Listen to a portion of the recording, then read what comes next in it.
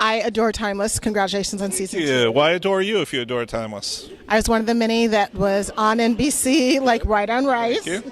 Thank you. This season sounds like you guys have done, not exactly a reboot, but you have everybody hiding. They're really fighting with Rittenhouse. It looks like someone might be getting out of jail to help out. They are certainly going to need Garcia Flynn more than they would like to need Garcia Flynn, and he's going to leverage his utility in ways that may get him out of a jail cell soon, yes. I'm hoping that we'll be able to change time to bring his family back. Well, I never want to give away big details like that, but we're always looking to change time to make something better. But he's not the only one with family members lost. I mean, Lucy has her sister who's gone lost. Wyatt, had a wife who died prior to the beginning of our show. And so there's a lot of people that would like to tweak things a little bit, and Flynn's one of them.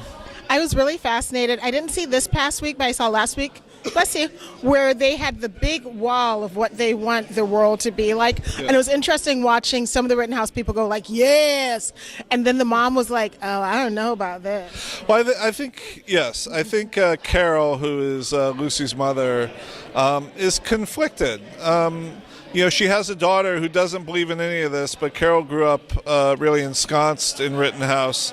And she's also a historian. She knows what happens when charismatic, despotic leaders, take control of things, and she's seen some elements in that. So she would have the historical knowledge that, maybe this will work, but maybe this is a little scary from her perspective. I think from our perspective, it's just scary. But from her perspective, she's smart enough to be conflicted.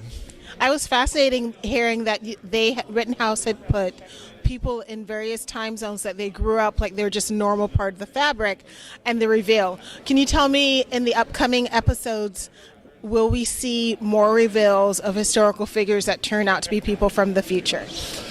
Yeah, I mean, that's one of the things we're most proud about, this whole sleeper agent concept that we came up with, because it does allow us to really have a villain or villains each week that we can really sort of take down. In season 1, we were always chasing Garcia Flynn, but we would usually stop what he was after, but he would get away. And in this case, we're able to tell different kinds of stories. In this case, Wyatt has this new sort of, not a false memory because it's true for him, but it's different than how reality first played out, of this race driver who he grew up with and was famous, but turns out to have been a guy that was planted by Rittenhouse. So there will be other people planted by Rittenhouse. We're about to see one in the episode we're about to screen, and that's airing tomorrow night, that has become a big shot in the movie industry.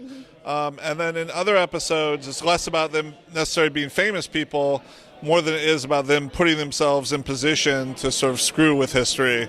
And so that will be a weekly thing that we'll be able to play around with in different ways. So I've been watching it faithfully. I watch it live since I want NBC to know that we love. It helps to watch it live, yes. And live tweet with you guys and everything else. Oh, thank you. One of the things that I've discovered as I'm watching the second season, Garcia may have been going about it the wrong way, but Rittenhouse is truly wretched. And so I'm hoping that my core team may not go to the extreme lengths that he's done, but they need to take it.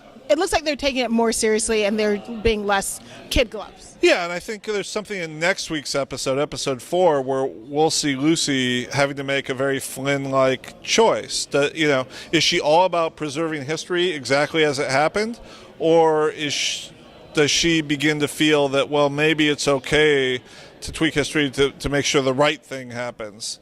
Which is that's what Flynn was trying to do in ways that they didn't realize for a long time.